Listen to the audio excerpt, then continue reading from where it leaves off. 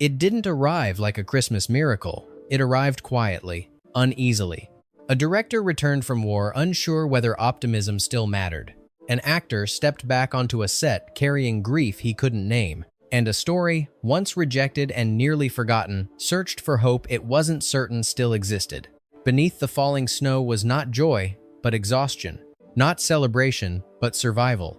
This film was not made to comfort audiences. It was made to comfort the people who created it. What followed wasn't magic. It was pain learning how to soften, failure learning how to wait, and a simple question echoing through every frame. What if a life that feels ordinary actually mattered more than anyone realized? These are the stories hidden beneath It's a Wonderful Life, not the legend, but the scars that shaped it. Number 1. The scene between young George Bailey and Mr. Gower still lands like a quiet shock because part of it was never acting. H.B. Warner, playing the broken druggist drowning in grief and alcohol, arrived on set actually drunk, not for spectacle, for truth. He didn't want to imitate a man unraveling, he wanted to be one. When Mr. Gower strikes young George, the blow wasn't staged, it landed hard. Child actor Robert J. Anderson later said the hit split the inside of his ear and brought real tears flooding to his eyes. The fear on his face wasn't performance, it was instinct. The cameras kept rolling. And when the scene ended, Warner collapsed into apologies, holding the boy and sobbing, ashamed of what grief had pushed him to do. Frank Capra kept the take, not because it was cruel, but because it was honest. In a film built on mercy, that single moment captured guilt, regret, and forgiveness colliding in real time. It wasn't violence that mattered. It was the cost of sorrow, revealed without protection. Number 2. Before George and Mary ever touched, the famous phone call scene was a technical nightmare. The actors weren't even supposed to be together. Jimmy Stewart and Donna Reed stood on one soundstage, sharing a telephone. Frank Albertson, playing Sam Wainwright, stood miles away on another stage, delivering his lines live through a real phone connection. Every pause, every breath, every hesitation traveled across fragile wires. Frank Capra wanted something uncontrolled, something human. He didn't rehearse the moment too tightly. He let silence linger, let uncertainty breathe, and then it happened. George leans in. Mary doesn't pull away. The distance collapses. The kiss wasn't planned. It wasn't choreographed. It arrived in the space Capra left open on purpose. What the audience feels isn't polish. It's tension resolving itself. A connection forming, not because the script demanded it, but because the moment did. Two people, unsure, reaching forward anyway. Number 3. Before Bedford Falls felt like winter, movie snow sounded wrong. Cornflakes painted white, crushed loudly underfoot, ruining every take with sharp crackling noise. Frank Capra hated it. He didn't want winter to sound fake. He wanted it to sound like memory. Soft, muffled, almost sacred. So RKO's effects team engineered something unheard of. They mixed fire extinguisher foam with soap and water, blasted it through wind machines, and covered the town in silent snowfall. Over 6,000 gallons poured across the set. For the first time in film history, snow fell without noise. The Academy took notice. The team won a scientific and technical award, not for spectacle, but for silence. That quiet snowfall turned George Bailey's walk through Bedford Falls into something else entirely. Not just a scene, a prayer whispered into cold air. Number 4. Bedford Falls wasn't a painted backdrop. It was a town built from belief. RKO spent nearly 2 months constructing a 4-acre world from scratch. 75 buildings, a working factory district, 5 full blocks of storefronts, a 300-yard main street designed to feel lived in, not admired. Real oak trees lined the sidewalks. Snow machines hid along rooftops. Even pigeons were trained to wander the streets naturally. Frank Capra filmed it like memory, not spectacle. He let the camera drift, from porches to sidewalks, from street corners to open doors. Somewhere along the way, the set stopped feeling artificial. Actors began treating it like home. Years later, Seneca Falls, New York, claimed Bedford Falls as their own, holding festivals as if George Bailey might still walk past the old building and loan. A fictional town became real because the story made it feel worth remembering. Number 5. Before Bedford Falls existed, the entire story fit on a single piece of paper. Writer Philip Van Doren Stern couldn't sell his short story, The Greatest Gift. Publishers rejected it, so he printed it himself and mailed it as a Christmas card to friends. One copy drifted onto an executive's desk, and everything changed. But the original story was almost unrecognizable. No town, no Clarence, no lifelong sacrifices. Just a man on a bridge, shown what the world would look like without him. Capra and his writers tore it apart and rebuilt it completely. They added history, community, regret, love. A parable became a lifetime. A whisper became a world. The film proved something rare. Even the smallest idea, ignored long enough, can grow into something that reshapes how people see their own lives. Number 6. When Frank Capra returned from World War II, he wasn't the same man who had once filled theaters with optimism. At the height of his career, he walked away from Hollywood, enlisted at 44, spent years making war documentaries while the world burned. He later admitted he returned with guilt and a need to say something meaningful about goodness. So, Capra joined fellow veterans to form Liberty Films, an independent studio built on freedom instead of control. Their first project was It's a Wonderful Life. Capra poured his wartime clarity into George Bailey, a man worn down by responsibility, a man questioning whether decency still mattered. Liberty Films collapsed soon after, crushed by debt, but its debut survived. Capra once said, "The film wasn't about angels or miracles. It was about ordinary people holding the line when everything tells them to let go." Number 7. Francis Goodrich and Albert Hackett were seasoned screenwriters when Frank Capra brought them in. A married duo known for elegance, wit, and precise structure. What they weren't prepared for was Capra himself. Meetings grew tense, notes became arguments, and frustration settled into the room. Capra had a habit of calling Francis "my dear woman," a phrase that slowly drained patience from every conversation. It wasn't affection, it was dismissal. Halfway through the process, Capra asked their agent when the script would be finished. Francis didn't pause. "We're finished right now." She set her pencil down. Albert stood up with her. They walked out and never returned. Their names remained in the credits, but their absence left a quiet scar on the film. A reminder that even the warmest stories are often forged in rooms filled with friction. Comfort on screen, conflict behind it. Number 8. Frank Capra trusted composer Dmitri Tiomkin with the film's emotional spine. A sweeping orchestral score meant to carry George Bailey from hope to despair and back again. Tiomkin delivered passionately. But deep in the editing room, Capra began to doubt. Without telling the composer, Capra replaced entire musical sections with stock RKO cues. He trimmed crescendos, rearranged transitions, even replaced Tiomkin's intended finale with music lifted from The Hunchback of Notre Dame. Tiomkin discovered the changes at the premiere. As the altered score played, he recognized every missing note, every cut, every silence where his music once lived. He never forgave Capra. For the rest of his life, he referred to the film as a scissors job. The world embraced Capra's version, but Tiomkin's original heartbeat for George Bailey was never fully heard.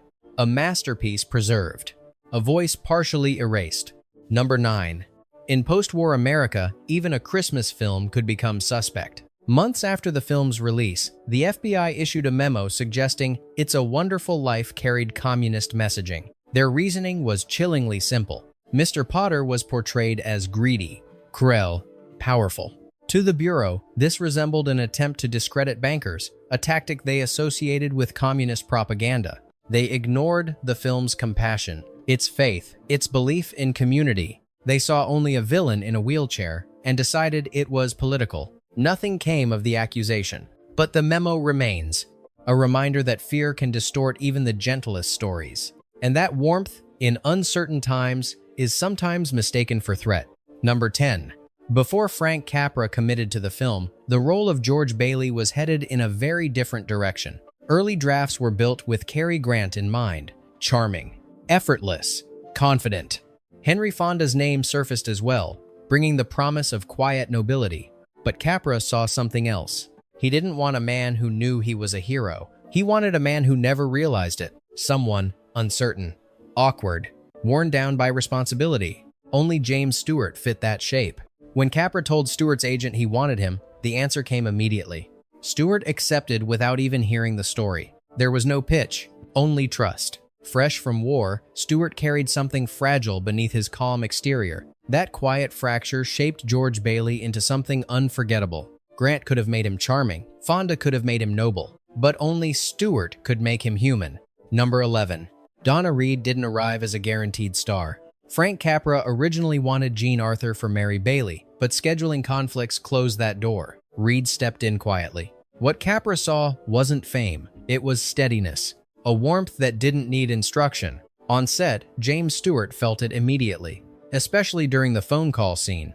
His breath falters, her presence holds. Mary doesn't chase George. She waits for him to arrive. Reed grounded the film emotionally, giving George something solid to return to when the world pressed too hard. She didn't play love loudly. She played it patiently. By the time filming ended, no one could imagine another Mary Bailey. A performance built on restraint became the emotional anchor of an entire film. Number 12. Zuzu Bailey's name wasn't chosen for whimsy. Frank Capra pulled it from everyday life. Zuzu Ginger Snaps were a popular cookie in the 1940s. Simple, sweet, familiar. Capra gave the name to young Carolyn Grimes without explanation, trusting instinct over symbolism. It worked. George's breathless greeting feels natural because it is. A father speaking to his child, not a character delivering a line. That small detail anchored the film in reality. Amid angels and altered timelines, the story still tasted like ordinary life. Warm kitchens, holiday treats, families calling out to each other on Christmas Eve. A cookie became a name became a memory. Number 13. Bedford Falls looks frozen in time. Snowbanks piled high, windows glowing softly. But behind the camera, the truth was unbearable heat. The entire winter wonderland was filmed during the summer of 1946, with temperatures climbing past 90 degrees under intense studio lights. Actors wore heavy coats, scarves, and gloves as artificial snow drifted down around them. James Stewart's collar darkens with sweat in several scenes. Donna Reed nearly fainted during a long take. Extras stood motionless, fighting dizziness. At one point, Frank Capra shut production down for a full day because the heat became dangerous. Yet no one walked away. Every scene of George Bailey racing through snow, shouting gratitude into the night, was built from discomfort, exhaustion, and discipline. The coldest moments on screen were born in the hottest rooms on the lot, a reminder that cinematic magic is often forged in conditions no audience ever sees. Number 14. The bank run scene looks effortless. A woman quietly asks George Bailey for $17. A small request, a human one. But Frank Capra wanted uncertainty. Right before the cameras rolled, he whispered a new instruction to actress Ellen Corby. Ask for $17.50 instead. When the line landed, James Stewart froze. Just for a moment. His laugh wasn't planned. His lean over the counter wasn't scripted.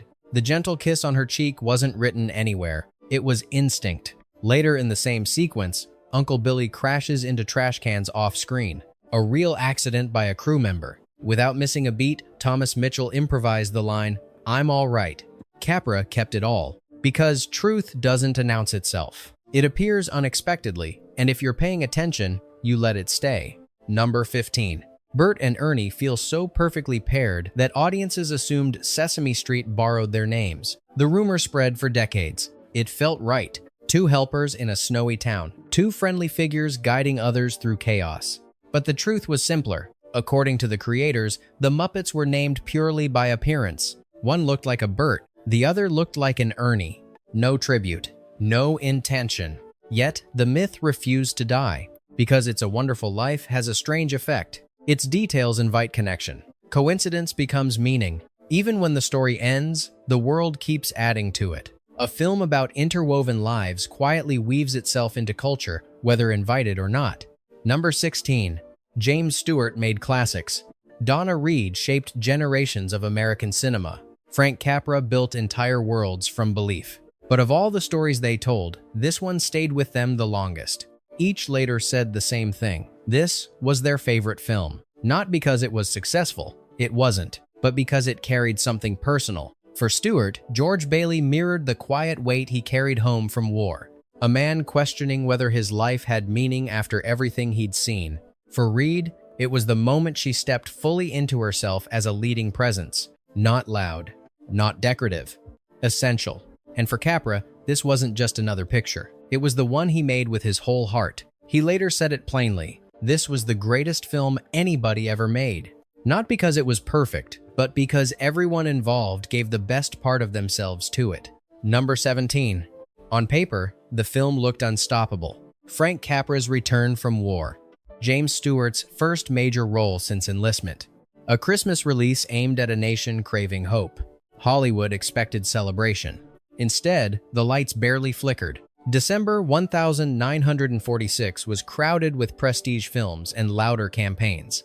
Audiences didn't know how to respond to a story that mixed despair with faith. Reviews split sharply. Some praised its heart.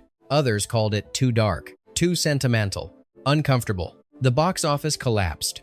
Liberty Films, Capra's independent dream, couldn't recover. What was meant to launch a new era quietly ended it.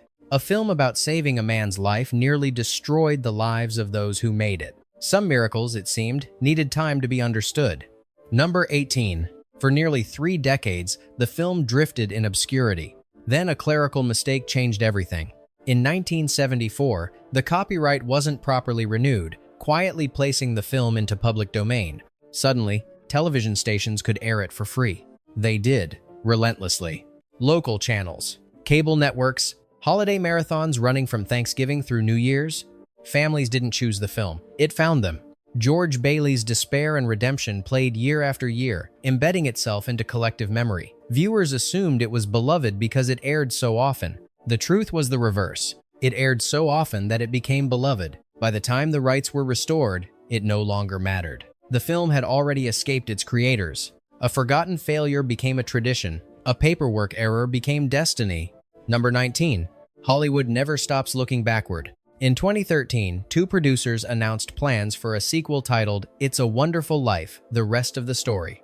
The premise followed George Bailey's grandson, learning the value of his own life. On paper, it sounded harmless. In practice, it felt wrong. The reaction was immediate. Film historians pushed back. Audiences recoiled. Even casual viewers sensed something sacred being disturbed. This wasn't a universe built for expansion. It was a life, complete as it was. Paramount stepped in quickly, issuing a firm statement. No sequel would move forward without their approval. It never received it. The project collapsed within days, leaving behind only headlines and frustration. By 2025, the idea remained untouched, sealed away like a snow globe no one dared to shake. Some stories are finished because they say everything they need to say. Some endings survive because people protect them.